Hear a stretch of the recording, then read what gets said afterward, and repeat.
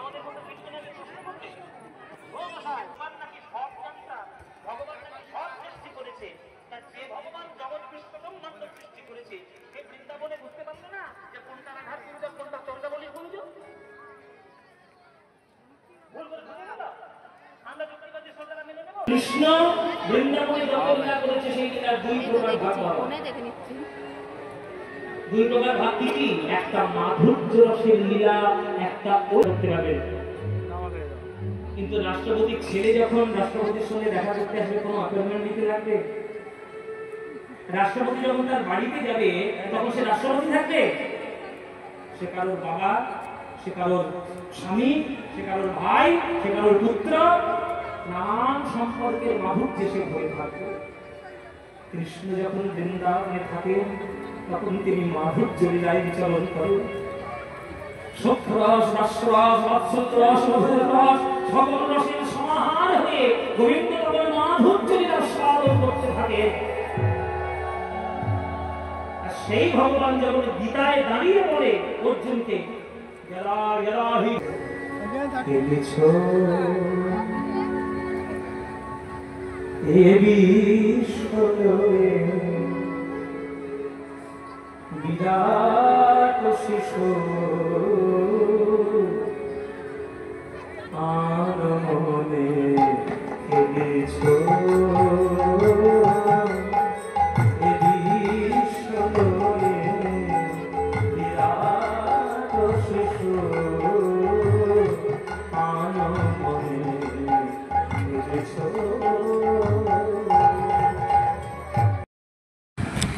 তো এটা হচ্ছে শুক্রবারের ভিডিও। তো হচ্ছে সন্ধ্যাবেলায় আমরা দিগনগরেই ছিলাম, তো সন্ধ্যাবেলায় বেরিয়ে পড়েছি এই যে সারেগামাপার গ্র্যান্ড চ্যাম্পিয়ন তো পদ্মপলাশকে দেখতে।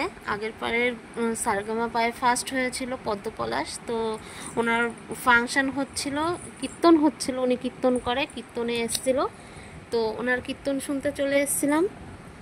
তো বহু ভিড় আর বহু মানুষ, তো ওর মধ্যেই ঠেলে গুতে তো হচ্ছে পদ্মপলাশকে দেখলাম, তো খুব ভালো লাগছিল গানটা, মানুষের কাছে পয়সা যে একেবারে নেই তা নয়, যে টোটো চালায় তার মতো পয়সা আছে, যে বাস চালায় তার মতো পয়সা আছে, যে অফিসে চাকরি করে তার মতো পয়সা আছে, শুনে নিয়ে একটুখানি চোখের দেখা দেখে চলে আসলাম। তো ভালো লাগলো।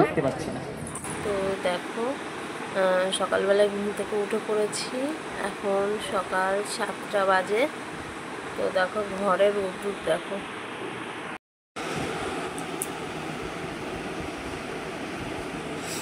ঘরে রোদ্দুর পড়েছে, তা বালিশ টালিশগুলো সব রোদ্দুরে দিয়েছি, একটু থাক। এই সকালবেলাটা খুব রোদ্দুর পড়ে এখানটায়।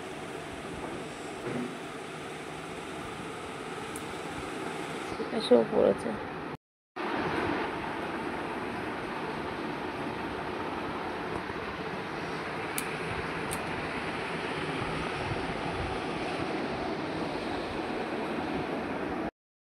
Hello my friend, welcome back to my channel. তো দেখো বাজারঘাট নিয়ে সব বসে পড়েছি, এখন বাজারঘাট গুছাবো।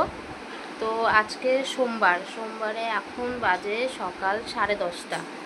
তো এই বাজারঘাট করে নিয়ে আসলো, সব বের করে নিয়ে বসেছি, এখন সব গুছিয়ে গাছিয়ে নিয়ে রান্না বসাবো। আর এত গরম, তো কালকে মুদিখানা বাজার করে নিয়ে আসা হয়েছে, সব এই বালতির ভিতরে রেখেছি, এখনও গুছাইনি। যা যা লাগবে নেব এখান থেকে, আর বাদ বাকি জিনিস এখানেই থাকবে। কিছু কিছু জিনিস রয়েছে এখন, এগুলো লাগবে না। আর এই দেখো বাজার করে নিয়ে আসলো, উচ্ছে নিয়েছে, কি বলে ভেন্ডি, আমড়া, পটল, ঝিঙে, চাল কুমড়ো, থোড়, শাক। দেখি আজকে কি করা যায়। তো এখনকার জন্য কিছু করতে হবে, আর হচ্ছে দুপুরকার জন্য। তো দেখি কি করা যায়। তো বাইরে এত রোদ আর তাপ, মানে কষ্ট হয়ে যাচ্ছে। আমি স্কুলে একটু ডিম আনতে গেছি, মনে হচ্ছে আমি রাস্তার মধ্যে মনে হয় মাথা ঘুরেই পড়ে যাব। তো চলো দেখতে থাকো। সব জিনিস ঝুড়ির মধ্যে তুলে রাখি। রান্না করব পরে, দুপুরকার রান্নাটা পরে করব, সকালকার জন্য এখন করব। দুপুরকার রান্না বাবুন ঘুমাবে তারপরে, না হলে কাজ করতে পারবো না। এখন জামা কাপড় কাচতে হবে, হাতের জামা কাপড় রয়েছে, বাবুনের জামা প্যান্ট রয়েছে, সেগুলো কাচতে হবে। আর কালকের গুঁড়ো তো এখনও শুকায়নি। তো চলো। তো দেখো এখানে কড়াই বসিয়ে দিয়েছি। কড়াইতে এর আগে কড়াইটা এরকম হয়ে গেছে না, এর আগে হচ্ছে আলু দিয়ে আর হচ্ছে উচ্ছে দিয়ে তরকারি করেছিলাম সকালে খাওয়ার জন্য, আর চাটনি করেছিলাম। করার পরে জল দিয়ে ধুয়েছি কড়াইটা, তাও এরকম হয়ে গেছে। তো এর মধ্যেই হচ্ছে ঝিঙে পোস্ত করব। তো ঝিঙেটা কেটে নিয়েছি। তো দেখো তেল দিয়ে, তেলে হচ্ছে একটু কালো জিরা আর শুকনো লঙ্কা ফোড়ন দিয়ে দিয়েছি। আর এখানটায় হচ্ছে ঝিঙেটা দিয়ে দেবো, দিয়ে একটুখানি ভাজা ভাজা করে পোস্তটা দিয়ে দেবো। আর ঝিঙে থেকে না খুব জল বেরোয়। তো দেখো এখানটায় ঝিঙেটা দিয়ে দিচ্ছি তেলে। আর দুটো না আলু কেটেছিলাম, আলু মানে এক তরকারিতে আলু দিয়েছি, পটল আলু তরকারি করব, তো একটুখানি আলু কেটে রেখেছিলাম, যে ঝিঙে দিয়ে আলু দিয়ে একটুখানি পটল দিয়ে বাবুনের জন্য হালকা করে একটুখানি তরকারি করে দেবো। তো দেখলাম যে ও এগুলো ভালোবাসে না খেতে, তো হচ্ছে আর করিনি। আর অনেক আইটেম রান্না করা হয়ে গেছে, অনেক পদ রান্না করা হয়ে গেছে। তো এখানে ঝিঙে পোস্ত করছি, ওইদিকে চাটনি করেছি, আবার পটল আলু দিয়ে দই পটল করব, আবার শাক করব। তো ওর জন্য আর ওইটা করে দিইনি, যে ফালতু খাবেও না, সময়ও নষ্ট হবে, আর রান্না করতে অনেক দেরি হয়ে গেছে। আমি একটার সময় রান্না বসিয়েছি, যেখানে আমার একটার মধ্যে আমার রান্না কমপ্লিট হয়ে যায়, আজকে একটার সময় আমি রান্না বসিয়েছি। ওর জন্য আর করলাম না। তো ওকে দুধ নিয়ে এসে, গরুর দুধ নিয়ে এসে খাইয়ে দিয়েছিলাম। ও গরুর দুধটাই খায়, তো গরুর দুধ নিয়ে এসে গরম করে নিয়ে খাইয়ে দিয়েছি ভাত দিয়ে।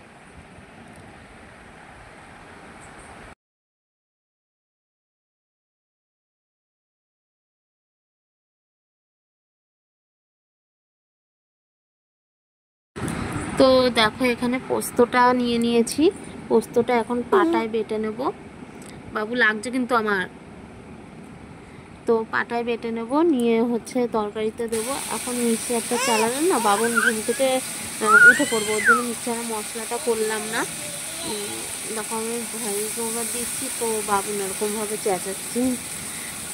তো কী করা যাবে, এখন বাচ্চা থাকলে এরকম করতেই হবে, কিছু করার নেই।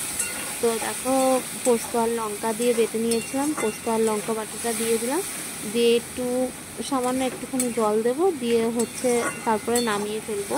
তো কাঁচা তেল আর দিইনি, কারণ বাবুনেরা অবশ্য পছন্দ করে না কাঁচা তেলের গন্ধগুলো। তো কাঁচা তেল আর দিইনি, দিলে আর একটু ভালো লাগতো খেতে।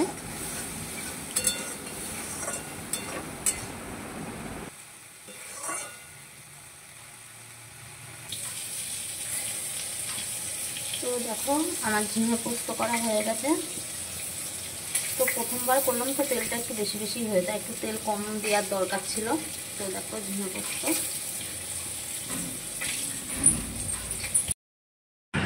তো দেখো ওই পাশে শাকটাও বসিয়ে দিয়েছি, যেহেতু দেরি হয়ে যাচ্ছে। ওই পাশে পটল ভাজা করেছিলাম, আলু ভাজা করেছিলাম, তো ওই তেলের শাকটা বসিয়ে দিলাম।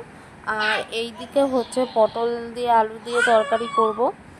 পটলের হচ্ছে দই পটল করব, ওর জন্য এই পাশে কড়াইটা বসিয়ে দিলাম। কড়াইটা না আমি আবার কলে নিয়ে গিয়ে ভালো করে মেজে নিয়ে এসেছি। তো হচ্ছে না হলে ওই কালো কড়াইতে না রান্না করতে ভালো লাগে না, কড়াইটা কেমন হয়ে গেছিলো, ওর জন্য মেজে ধুয়ে নিয়ে এসে তারপরে আবার রান্না বসিয়েছি। তো দেখো সর্ষের তেল দিয়ে দিলাম, আর এতে জিরে আর হচ্ছে শুকনো লঙ্কা ফোড়ন দেবো। আর শাকে এখন নুন আর হলুদটা দিয়ে দিচ্ছি, নাহলে শাকের জলটা টেনে যাবে। আর নুনটা দিয়ে দিলে শাকের থেকে আরও জল বেরোয়, সেই জলেও মানে শাকটা পুরো সিদ্ধ হয়ে যায়।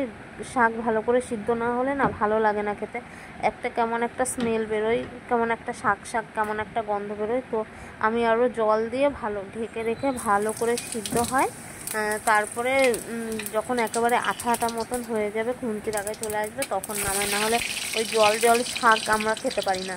তো দেখো ওখানটায় জিরে আর হচ্ছে শুকনো লঙ্কা ফোড়ন দিয়ে দিয়েছি, দিয়ে এখানে আদা জিরে বাটা দিয়ে দিলাম। দিয়ে একটুখানি জল দিয়ে এখন নুন আর হলুদ দিয়ে দেবো।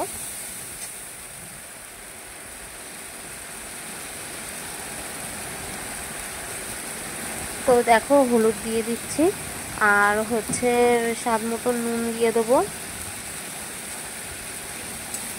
নুন দিয়ে একটুখানি নাড়াচাড়া করে তারপরে আবার হচ্ছে কাজু বাটা দিয়ে দিয়েছিলাম। আর এখানটায় দেখো একটু লঙ্কার গুঁড়ো দিয়ে দিচ্ছি।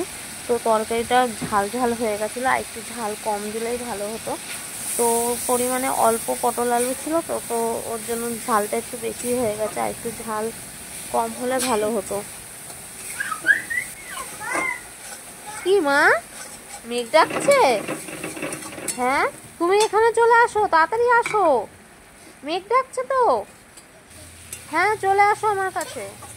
তো দেখো এখানটায় আলু আর হচ্ছে পটল ভাজা করে রেখেছিলাম, তো আলু আর পটল ভাজা দিয়ে দিলাম। আর হচ্ছে টক দই মানে ভালো করে ফেটিয়ে রেখেছিলাম, টক দইটা দিয়ে একটু জল দিয়ে নাড়াচাড়া করে জল দিয়ে দেবো। তো দেখো এদিকে বাবুনের মেঘ ডাকছে, মেঘ করেছে, খুব বৃষ্টি হচ্ছে। তো এখন ওয়েদারটা একটুখানি ঠিক হয়েছে, একটু গরমটাও একটুখানি কমেছে, তো বৃষ্টি হচ্ছে, মেঘ ডাকছে। তো বাবুন তাই ডাকছে মা মা, বলতে তো পারে না পুরো ক্লিয়ারভাবে কথা, তো মা মা করে বলতে চাচ্ছে যে মেঘ ডাকছে, তো বলতে পারছে না, তো বুঝে নিতে হয় যে ও কি বলতে চাচ্ছে। তো দেখো এই দেখো তরকারিতে নাড়াচাড়া করে জল দিয়ে দিলাম। তো এটা হতে থাকুক, ততক্ষণ আমি রান্নাঘরটা পুরোটা গুছিয়ে নেব।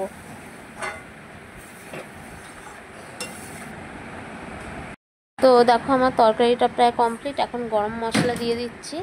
গরম মশলা দিয়ে দিলেই হয়ে যাবে, তরকারিটা নামিয়ে নেব। ওইদিকে শাকটাও হয়ে গেছে, আমার রান্না বান্না কমপ্লিট। এখন তরকারিটা নামিয়ে নিয়ে গ্যাসটা মুছে নেব।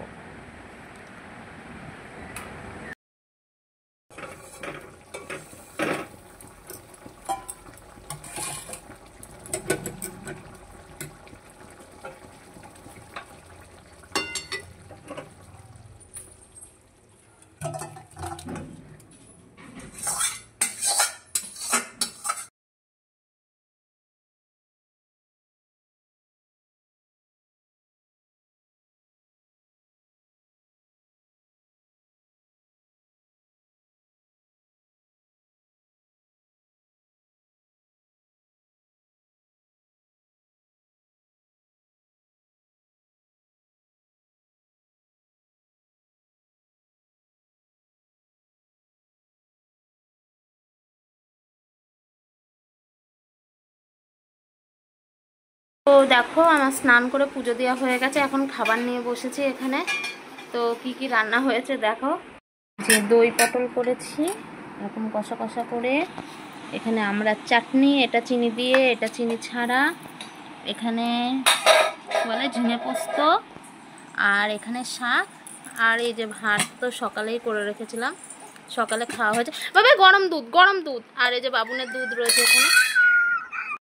তো আজকের ভিডিওটা এইটুকুনি, ভালো লাগলে ভিডিওটিকে লাইক করে দিও, চ্যানেলটিকে সাবস্ক্রাইব করে দিও, আর পাশে থাকা বেল আইকনটি প্রেস করে দিও। And so tata, bye bye.